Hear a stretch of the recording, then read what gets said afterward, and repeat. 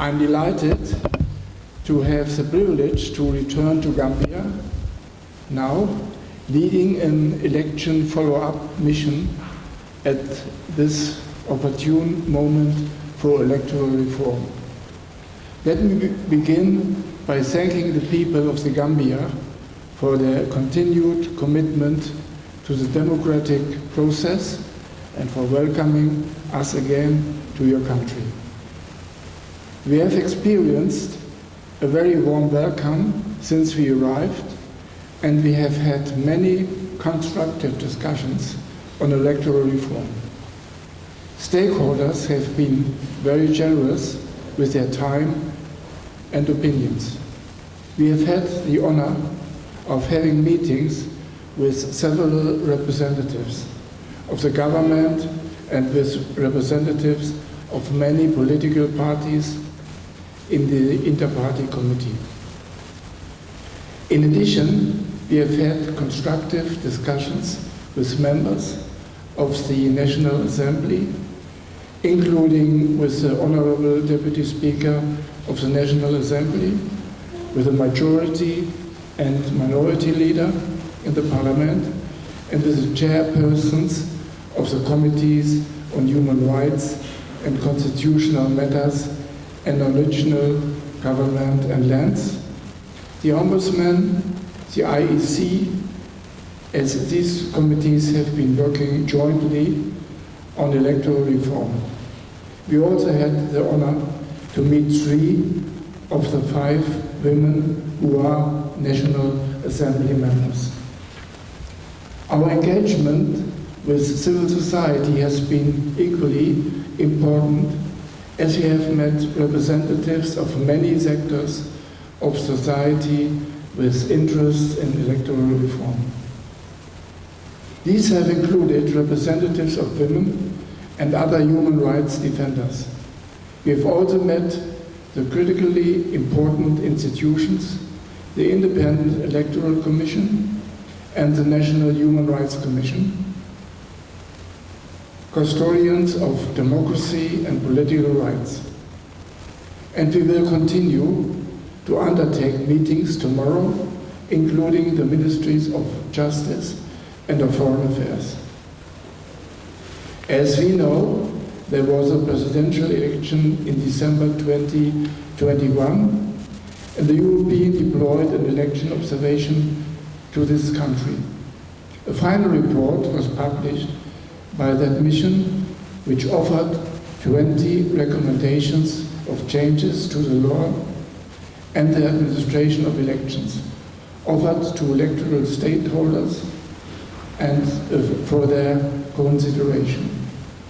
Recommendations are made because they are a way for observer missions to contribute constructively to improving future electoral processes on the basis of observations directly made by our mission. We offer recommendations because we recognize there is always room for improvement in electoral processes, in both technical and political aspects. The mission believed that implementation of those recommendations would advance the political rights of the Gambian people, as laws and practices would be brought into greater compliance with the regional and international human rights obligations of the Gambia for democratic elections. It is now midterm to the election cycle leading to the presidential election in 2026. Constitutional reform has been initiated with the gazetting of a draft constitution by the government in August this year, due to be tabled before the National Assembly before the end of this month. The election bill 2022 remains on the legislative agenda. There's now an important opportunity for the renewal of the social contract between the people of the Gambia and their elected leaders through the parallel reform processes which can enhance the conduct of future elections. This morning, we held here a roundtable meeting with electoral stakeholders where participants had the opportunity to discuss the current status of electoral reform. In that context, we revisited the 20 recommendations which had been offered in 2021 by the EU Election Observation Mission. We addressed diverse aspects of elections, including the legal framework, election administration, the appointment of the AIC, voter registration, the campaign and the need for regulation of campaigning finance, the media and social media, and the political participation of women. Implementation of 15 of these recommendations would require legal change, amongst which 3 require constitutional change.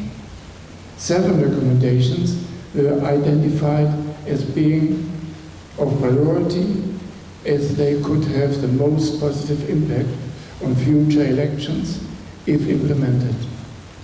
We would now like to comment on the recommendations in particular and on electoral reform more broadly.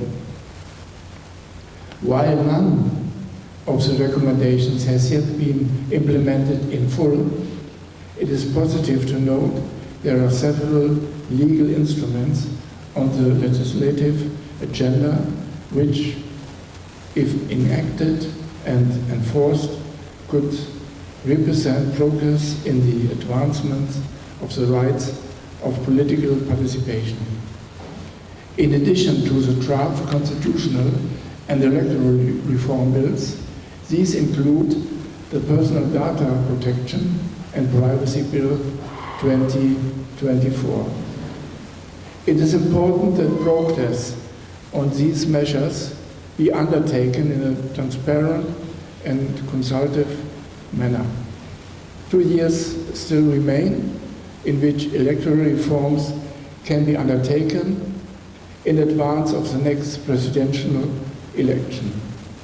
Implementation of the recommendations offered by the EU Electoral Observation Mission, particularly the 7 priority ones, would greatly enhance the integrity, legitimacy, and credibility of the electoral process. The first priority recommendations offered was that there was a need for the legal framework to be reviewed and harmonized in line with the Gambian commitments to democratic elections. This would require review and amendment of several legal instruments, including the Constitution. The same is true in relation to the recommendation to protect the freedom of expression, also requiring legal change through the repeal of laws and have an actual and chilling effect on media freedom. Strengthening the institutional independence of the Independent Electoral Commission would also require constitutional change, altering the mechanism for appointment of commissioners. In this context, it is positive to note that the matter of constitutional reform has been revived and is back on the political agenda. It is imperative that the process of constitutional change is participative and representative, enabling the people of the Gambia as well as their elected representatives to contribute in a meaningful way. The process of constitutional drafting is not a party political matter, nor should it be a combative process. Rather, it is an opportunity for the people of the Gambia, for civil society, as well as the politicians in the National Assembly to collectively establish what is in the national interest. The process should be consultative and inclusive to ensure that the outcome is a document which represents the views of the people and reflects their sovereignty. Several recommendations addressed reform of electoral administration. Voter registration would be more effective if undertaken continuously. The blanket ban on voting of prisoners violates the right to vote. Election administration would be more transparent if there was publication of election results by polling station. Better and fairer processes are required to regulate dispute resolution during the election cycle. Procedures applied to respect of polling and counting could also be improved. Consideration of the Elections Bill 2022 represents opportunity to reflect some of these recommendations in the law. While a few provisions of the bill address elements of recommendations, many issues remain unchanged, missing the opportunity to improve electoral law, which is now on the legislative table. The political participation of women remains extremely low. None of the candidates for president in 2021 was a woman, and just 3 of the 53 members elected to the National Assembly are women, with 2 additional nominated members. There are many reasons for this, but it brings us to the responsibility of political parties in electoral reform, particularly in the advancement of women in party structures, as well in the selection of women as candidates at all levels.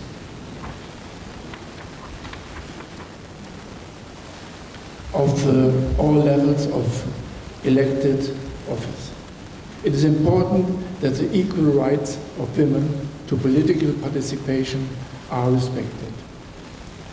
Beyond specific recommendations, we would like to mention that the EU supports continued democracy and good governance in the Gambia, including by actively supporting stakeholders in their efforts to promote all related reforms. The EU election follow-up mission will publish a final report at a later stage, which will offer a detailed analysis of the existing arrangements for elections in the Gambia, as well as of the extent to which the EU Electoral Observation Mission recommendations have been addressed. Thank you for your attention. We now are happy to take questions from accredited members of the media. Thank you very much.